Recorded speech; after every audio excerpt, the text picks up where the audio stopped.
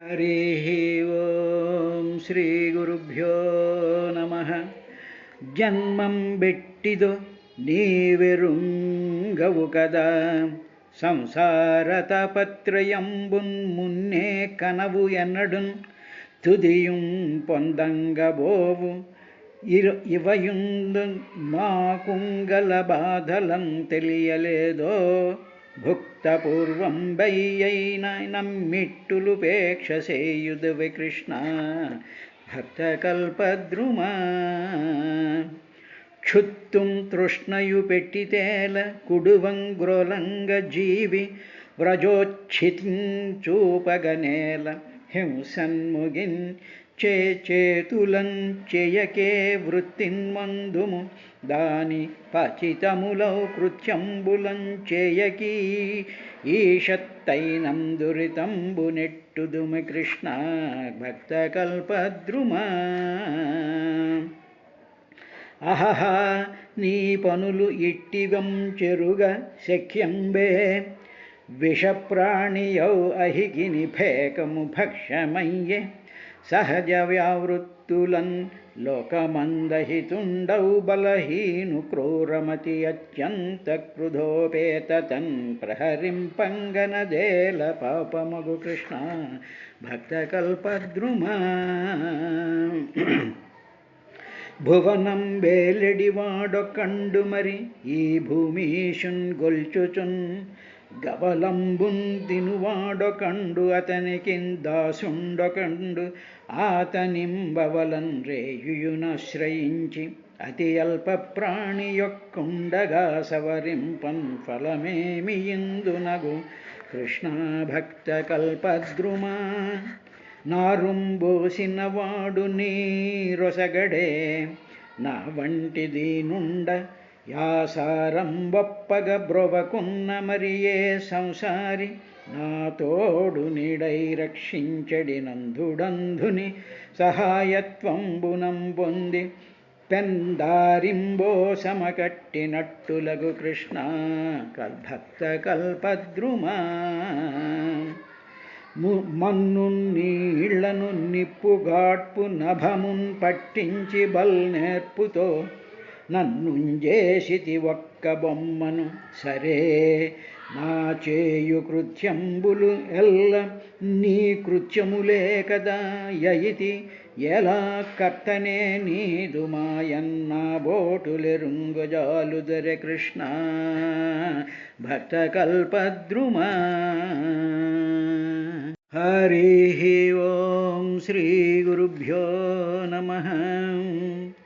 ఓ విదురా, శ్రీహరి ఇంద్రుణ్ణి పక్కన నిలబెట్టుకొని, ఇంద్రుడు నిన్ను క్షమాపణ వేడుతున్నాడయ్యా, కాబట్టి నీవు క్షమించడానికి అర్హత కలిగి ఉంది పృథు అని చెప్పిన తర్వాత ఆయన భగవంతుడైనటువంటి శ్రీహరి ఆ పృథు చక్రవర్తితో మాట్లాడుతూ, మహారాజా, ఈ లోకంలో మంచి బుద్ధి కలిగినటువంటి వాళ్ళు, తరువాత సాధు పురుషులైనటువంటి వాళ్ళు నా అభిదృహ్యంతి భూతేభ్యో, ఏ ప్రాణులకి కూడా వాళ్ళు ఏ విధమైనటువంటి ద్రోహం చెయ్యరయ్యా.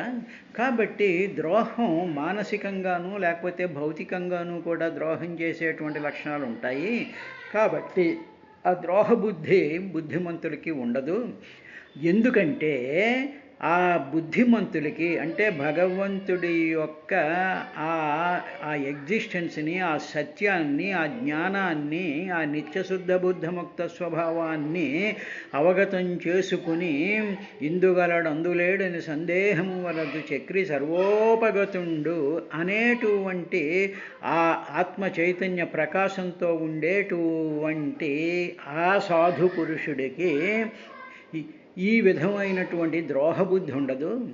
ఆ బుద్ధి, ఆ కోపం కానీ, ఆ ద్వేషం కానీ, ఆ అసూయ కానీ, ఆ చిరాకులు కానీ ఇవన్నీ ఎవరికి వస్తాయంటే దేహమే ఎరిహి ఆత్మా కలేవరం, నా శరీరమే ఆత్మ అనుకుని ఎవరైతే బిహేవ్ చేస్తూ ఉంటారో, ఆ మాయలో ఎవరైతే పడిపోతూ ఉంటారో అటువంటి వాళ్ళకి ఈ విధమైనటువంటి బుద్ధి ఉండదు. కాబట్టి నువ్వు ఎదగవలసినటువంటిది పని ఏమిటి అంటే, నేను శరీరం కాదు, నేను శుద్ధమైనటువంటి ఆత్మ చైతన్య స్వరూపమైనటువంటి అహం బ్రహ్మాస్మి, తత్వమసి, త్వమేవాహం, ప్రజ్ఞానం బ్రహ్మ అనేటువంటి ఆ అనుభవ సమాధి స్థితిలోకి వెళ్ళాలయ్యా అని వెళ్ళవలసినటువంటి, చేరుకోవలసినటువంటి ఆ పదాన్ని పృథు చక్రవర్తికి భగవంతుడు ఆ శ్లోకంలో ఆ విధంగా చెప్పిన తరువాత, పురుషా యది ముహ్యంతి త్వాదృశా దేవమాయయా శ్రమ ఏవ పరం జాతో దీర్ఘయా వృద్ధ సేవయా. త్వాదృశా, నీ వంటి పురుషులు, పృథు చక్రవర్తి నీలాంటి వాళ్ళు, దేవమాయయా ముహ్యంతి యది, ఈ దైవమాయ చేత మోహం పొందిపోయి మోహం పొందిపోతూ ఉంటారయ్యా. ఏ విధంగా అంటే, ఇంద్రుడు వచ్చాడు, నా అశ్వాన్ని తీసుకుని వెళ్ళిపోయాడు, నేను చేసినటువంటి యజ్ఞ కార్యక్రమాల్లో విఘ్నం ఏర్పడిపోయింది అని, నేను, నాది, నా కర్మ, నేను చేస్తున్నాను, ఇది నేను చేసేటువంటి యజ్ఞము, నేను చేసేటువంటి నా యజ్ఞాన్ని ఎవరో వచ్చి భంగం చేశారు అనేటువంటి అదంతా కూడా దేవమాయయా ముహ్యంతి, ఆ దేవుడి యొక్క మాయ చేత ఈ విధమైనటువంటి మోహం కలుగుతుందయ్యా. సరే, కలిగింది స్వామి, మరి కలిగింది కదా, ప్రపంచంలో అందరూ కూడా నేను నాది అనుకుంటూనే కదా జీవితాలు, సంసారాలు, రకరకాలైనటువంటి పనులన్నీ చేస్తున్నారు. మహామేధావుల దగ్గర నుంచి అతి సామాన్యులు కూడా నేను నాది అనుకునే కదా ఇంత బ్రహ్మాండమైనటువంటి డెవలప్మెంట్ జరిగిపోతుంది అని నువ్వు అంటావేమో. బాగానే అనుకో, తప్పే, నేను దాన్ని ఏం అంటం లేదు. కానీ దీర్ఘయా వృద్ధ సేవయా పరం శ్రమ ఏవం జాతః. సరే, బాగానే ఉంది. నీవు వృద్ధ సేవయ, పెద్దల సేవ చేత దీర్ఘకాలం నువ్వు చాలా పెద్దలు సేవ చేసావు కదా, అంటే 100 యజ్ఞాలు చేసావు, ఏదో పూజలు చేసావు, పునస్కారాలు చేసావు, వృద్ధులు సేవించావు, సమస్తమైనటువంటి సమాజానికి ఏదో కళ్యాణం చేసేసేసి ఇవన్నీ చేసేసావు కదా. చేసేసినటువంటి పరం అదంతా కూడా శ్రమ ఏవహి, అదంతా శ్రమ కిందే మిగిలిపోతుంది. అది వ్యర్థమైనటువంటి శ్రమే. నువ్వు చేసినటువంటి మంచి కార్యాలు, ఈ సేవలు, ఈ కొత్త కార్యక్రమాలు, ఇవి అవి ఇవన్నీ చేస్తున్నావు చూసావా, దీనివల్ల నువ్వు ఎంతో కాలం నుంచి చేస్తుండేటువంటి దానివల్ల ఏ విధమైనటువంటి ప్రయోజనము కలగదు. ఆ సేవ అంతా కూడా వ్యర్థమైనటువంటి శ్రమే అవుతుంది తప్ప మరొకటి కాదు. ఎందుకు? అదేమిటి స్వామి, మరి సేవ చేయాలన్నావు, భౌత సేవ అన్నావు, మానవ సేవే మాధవ సేవ అన్నావు, ఇటువంటి కొటేషన్స్ అన్నీ గుప్పించేసావు కదా అంటే, ఆ సేవ చేస్తున్నప్పుడు నేను చేస్తున్నాను, నేను ఒక సంఘంలో నేను సభ్యుణ్ణి, ఆ సంఘంలో వాళ్ళు చెప్పినటువంటి చేస్తూ ఉన్నాను, వాళ్ళని మెప్పించడానికి వీళ్ళని మెప్పించడానికి దాంట్లో నుంచి నాకేదో ఒక సంతృప్తి కలుగుతోంది, నేను వాళ్ళ కోసం చేస్తున్నాను అనేటువంటి ఒక అహంభావంతో, అహంకృత్యంతో నువ్వు చేస్తూ ఉన్నావు చూసావా.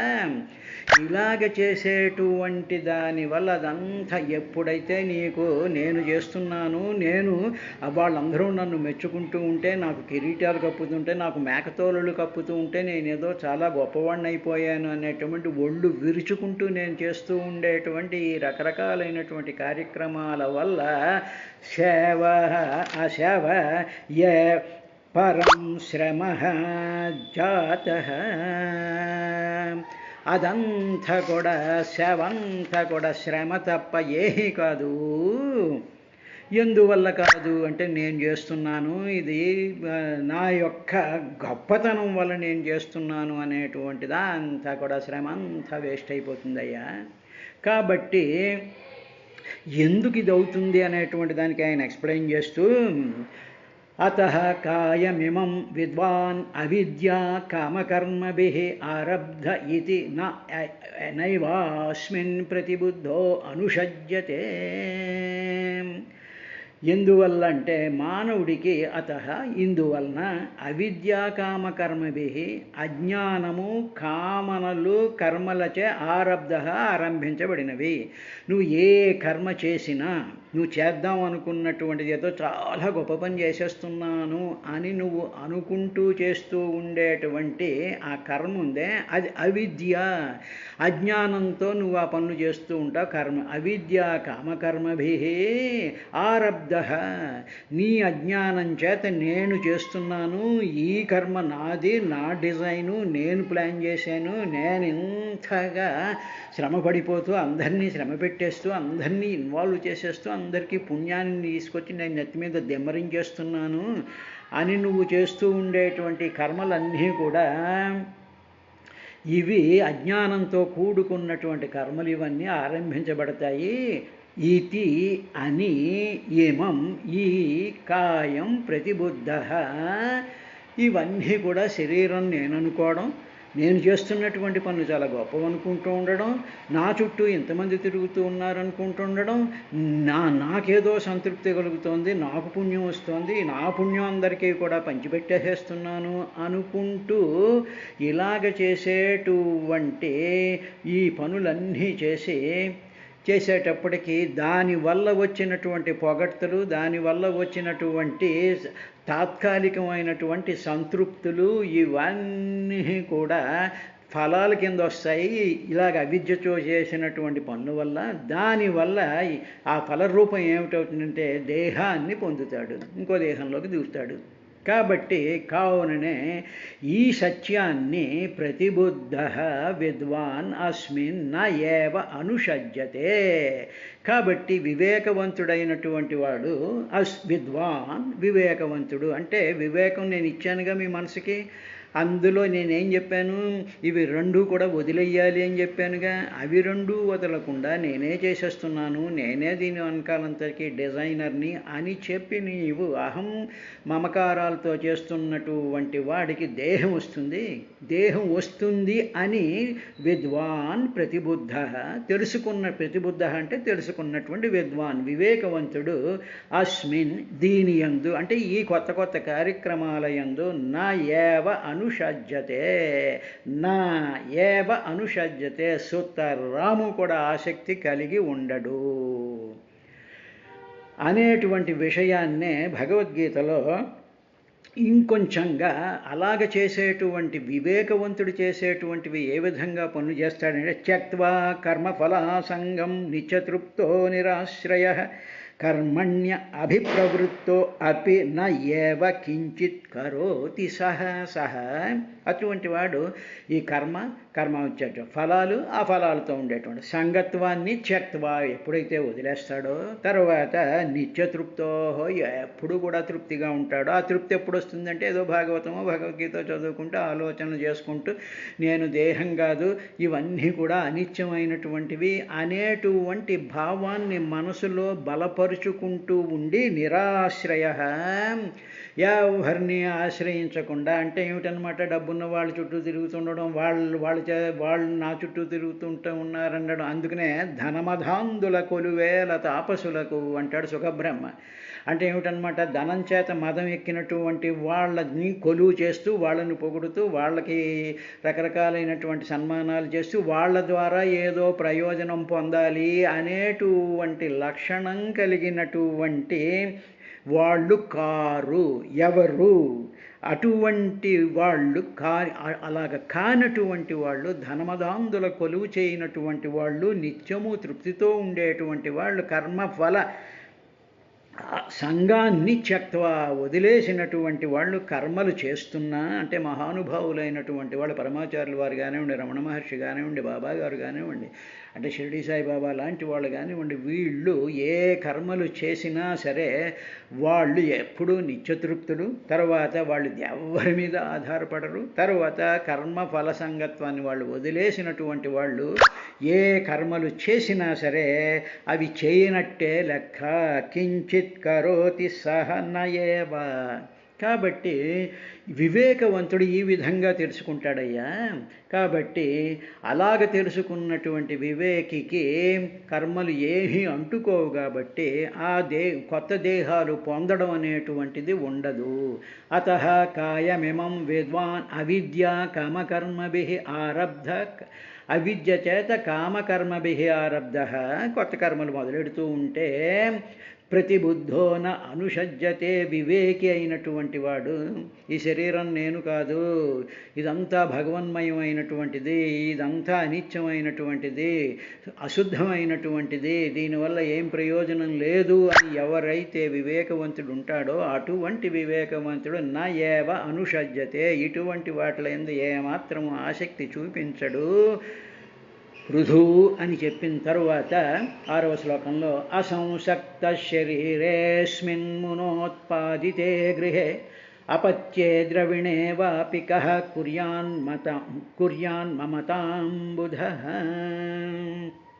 ఓ పృథు చక్రవర్తి, అస్మిన్ ఈ శరీరే దేహమునందు అసంసక్త ఆసక్తి లేనటువంటి బుధః వివేకి కహ ఎవడు అయితే ఉంటాడో, మామూలుగా వివేకి అయినటువంటి వాడికి ఈ దేహం మీద ఏ విధమైనటువంటి ఆసక్తి ఉండదు. అటువంటి స్థితిలో వివేకం కలిగిన వాడు ఎవడైనా ఉన్నాడనుకో, అప్పుడు ఆ దేహ సంబంధాన్ని బట్టి వాడికి ఏ విధమైనటువంటి ఆసక్తి లేదు, దేహం మీద ఆసక్తి లేదు. దేహం నేను కాదు, నా లోపల ఉండేటువంటి పరమాత్మ యొక్క తేజస్సు వల్ల, పరమాత్మ యొక్క వివేకం వల్ల, పరమాత్మ నా హృదయంలో ఉండడం వల్ల, పరమాత్మలో నుంచి జనిస్తూ వచ్చేటువంటి ఆసక్తి ప్రాణం కింద, నా శరీరం కింద, నా మనసు కింద, నా బుద్ధి కింద, నా చూపు కింద, నా మాట కింద, ఇదంతా కూడా పరమాత్మ యొక్క డైరెక్షన్స్లోనే ఇవన్నీ జరుగుతున్నాయి అని పరమాత్మతో సంబంధం పెట్టుకున్నటువంటి దేహం కలిగినటువంటి వాడు ఇల్లు, సంసారం, సంతానం, ధనము ఇవన్నీ కూడా వస్తాయి వాళ్ళకి. వచ్చినా కూడా వాటి యందు మమకారం ఏమాత్రం ఉండదు. ఎందుకంటే తన శరీరమే తనది కానన్నప్పుడు, శరీరమే భగవంతుడు ఇస్తున్నప్పుడు ఇతర శరీరాలని నావనుకుని, ఇతరులందరూ కూడా నా వాళ్ళు అనుకుని ఈ విధమైనటువంటి మమకారాలు వివేకవంతుడికి ఉండవయ్యా అని చెప్తూ, అస్మిన్ ఈ శరీరే దేహం మందు అసంసక్త ఏ విధమైనటువంటి ఆసక్తి లేని బుధ వివేకి ఎవడు అమున దీని చేత ఉత్పాది చేత నిర్మించబడినట్టు, ఈ దేహం చేత నిర్మించబడినటువంటి గృహే అపత్యే ద్రవిణేవాపి, గృహే ఇంటి అందు కానీ, అపత్యే సంతానం అందు కానీ, ద్రవిణే ఆపి వచ్చేటువంటి డబ్బు సంపద ఏదో వస్తూ ఉంటుందిగా, దీని యందు మమతాం మమకారం ఏ మాత్రము కుర్యాత్ చేయడు, ఏ మాత్రము కూడా వాడికి ఉండదు. అంటే ఏమిటన్నమాట, నా శరీరంలో, నా శరీరం నడవడానికి, కూర్చోడానికి, ఊపిరి పీల్చడానికి, గుండె కొట్టుకోవడానికి, ఆకలి వేయడానికి, అనారోగ్యాలకి, రోగాలకి అన్నిటికీ కూడా కారణభూతమైనటువంటి ఒక ఆత్మచైతన్య ప్రకాశ వ్యవస్థ అనేటువంటిది నాలోనే ఉంది.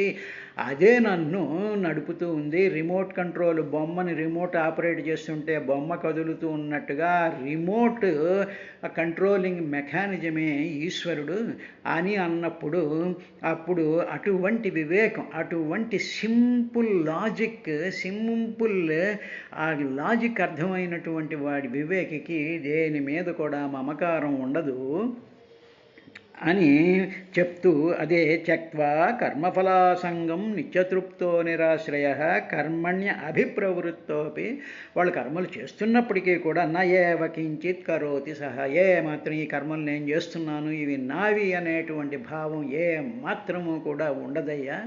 ఎప్పుడు ఉండదు అంటే త్యక్త్వా కర్మ, మొట్టమొదట కర్మలు వదిలేయాలి. తర్వాత ఆ కర్మ పోయి చేసాం, ప్రారబ్ధ కర్మ వర్తాస్తు, కర్మ చేసాం, ఆ ఫలాలు వస్తాయి. ఆ ఫలాలతో సంగత్వం, ఆ సంగత్వం ఎప్పుడైతే పెట్టుకున్నామో ఆశ, నిరాశ, దుఃఖం, సంతోషం ఇవన్నీ వస్తాయి. ఇవన్నీ అనిత్యాలు.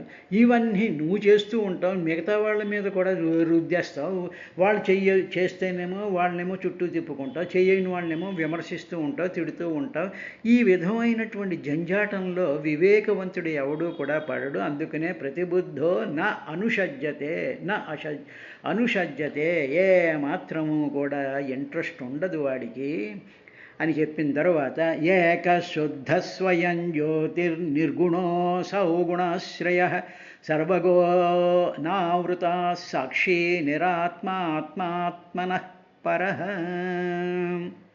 అసౌ ఈ ఆత్మ, ఈ ఆత్మ ఉందే ఏక ఒక్కటే, అది శుద్ధము, స్వయం జ్యోతి స్వయం ప్రకాశము, నిర్గుణ ఏ విధమైనటువంటి గుణాలు లేనిది, గుణ ఆశ్రయ అన్ని గుణాలలోనూ తానుంటూ ఆ గుణాల యొక్క స్పర్శ ఏమాత్రము లేనటువంటిది, సర్వవ్యాపకమైనటువంటి, అనావృత దానిని ఏది కూడా ఆవృతం అంటే దాన్ని ఏది కూడా కప్పలేనటువంటిది, సాక్షి అన్నిటినీ కూడా అలా చూస్తూ ఉండేటువంటి ఆత్మ, స్వగత భేదం లేనటువంటిది అంటే తన యొక్క గత మిగతా భేదం ఏమీ లేనటువంటి ఆత్మనః దేహం కంటే పరహ విలక్షణమైనటువంటిది.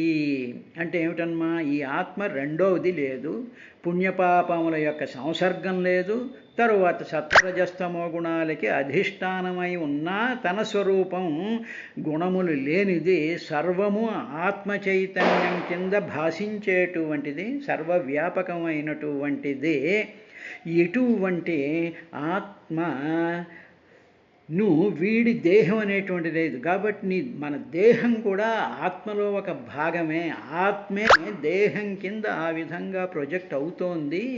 కాబట్టి ఇందులో నాది అనేటువంటిది ఏదీ లేదు, నేను అనేటువంటిది కూడా ఏదీ లేదు అని భగవంతుడు భగవద్గీతలో ఏదైతే అర్జునుడికి సకల మానవాళికి ఉపదేశం చేశాడో అదే ఉపదేశాన్ని పృథు చక్రవర్తికి ఈ సందర్భానికి అంటే పృథు చక్రవర్తి పడుతున్నటువంటి బాధకి ఆయన సమాధానం చెప్పడం కోసమని చెప్పి ఏక శుద్ధ స్వయం జ్యోతి నిర్గుణ అసౌగుణాశ్రయ సర్వగోణావృత సాక్షి నిరాత్మాత్మాత్మనః పరః అని తన యొక్క ఆత్మ తత్వం గురించి ఆ విధంగా చెప్పాడయ్యా. అన్న తరువాత ఏవం సంతమాత్మానమాత్మాస్థం వేదపూరుషః నాజ్యతే ప్రకృతిస్థోపి తద్గుణైః మయి స్థితః. ఏ పురుషుడైతే, ఏ వ్యక్తి ఆత్మస్థం తన యందుండేటువంటి ఏవం ఈ విధంగా సంతం అంటే సత్స్వరూపమైనటువంటి ఆత్మానం వేద ఆత్మను తెలుసుకుంటాడో, ఓహో నా శరీరం ప్రతి అణువులోనూ కూడా భగవత్స్వరూపమైనటువంటి ఆత్మ చైతన్యం సత్ రూపంలో ఉంది అని తెలుసుకుంటాడో వేద అతడు మయి స్థిత నాలోనే ఉన్నటువంటి వాడు అయిపోతాడు వాడు. కానీ ప్రకృతిస్థ హ్యాపీ ప్రకృతిలో ఉన్నాడుగా, సంసారంలో ఉన్నాడుగా, ఈ భూమి మీద ఉన్నాడు, ఈ సూర్యుడు చంద్రుడు ఉన్నాడు, చీకటి వెలుగుల్లో ఉన్నాడు, సుఖదుఖాలన్నీ అనుభవిస్తున్నట్టుగా కూడా ఉంటాడు. ఇలా ఉండేటువంటి వాడైనా సరే తత్గుణై ఆ గుణాల చేత నా ఆజ్యతే దాని చేత ఎప్పుడు కూడా దాని చేత అతను ప్రభావితం కాడు. నా ఆజ్యతే అంటే లేపనం అంటే అంటించుకోడు. నేను భూమి మీద ఉన్నాను, నేను పెరుగుతున్నాను, నాకు సుఖదుఖాల కింద వస్తున్నట్టు అన్నీ కూడా వస్తున్నాయి, నాకు ఆకలిస్తోంది, నిద్ర వస్తోంది, మాట్లాడుతున్నాను, ఇవన్నీ చేస్తున్నా సరే ఇలాగ చేస్తున్నటువంటి కర్మ ఫలాలు ఏవైతే ఉన్నాయో, చేస్తున్నటువంటి ప్రతి కర్మ ఇమ్మీడియట్గా ఫలం ఇస్తుందిగా, ఆ ఫలాలు ఏవి కూడా నా ఆజ్యతే అవి ఏమీ కూడా వీడిని అంటుకోవు. అంటే తామరాకు మీద నీటి బొట్టులాగా సాక్షి రూపంగా వీడుంటాడు. ఎవడు వాడు అంటే యః పురుషః ఆత్మస్థం ఏవం నేను పరమాత్మ చైతన్యంలోనే నేను ఉన్నాను, పరమాత్మ యొక్క వెలుగులో కదిలేటువంటి ఒక నీడలాంటి వాడిని అని ఎవడైతే తెలుసుకుంటాడో అటువంటి వాడు ఈ లోకంలో ఈ ప్రకృతిలో ఉన్నా సరే దాని చేత ఏది కూడా అతనికి అంటుకోవు. దీనినే మరొక విధంగా త్యక్త్వా కర్మఫలాసంగం నిత్యతృప్తో నిరాశ్రయ కర్మణ్య అభిప్రవృత్తో అపి న ఏవ కించిత్ కరోతి సహ. ఏ పనులు చేస్తున్నా సరే అవి ఏవి కూడా తను చేస్తున్నట్టు కానీ ఆ కర్మ ఫలాల యొక్క ఏవి కూడా ఇటువంటి మహానుభావులకి ఇటువంటి వివేకవంతుడికి ఏవి అంటుకోవు అని చెప్పి పృథు చక్రవర్తికి ఏ విధంగా మనసుని ట్రైన్ చేయాలి, ఏ విధంగా సాధన చెయ్యాలి అనేటువంటి విశేషాన్ని ఆయన 8వ శ్లోకంలో చెప్పాడు. ఇంకా రేపటి కార్యక్రమంలో ఇంకా భగవంతుడైనటువంటి శ్రీహరి పృథు చక్రవర్తికి ఇంకా ఏమి ఉపదేశం చేశాడు అనేటువంటి విశేషాన్ని చూద్దాం.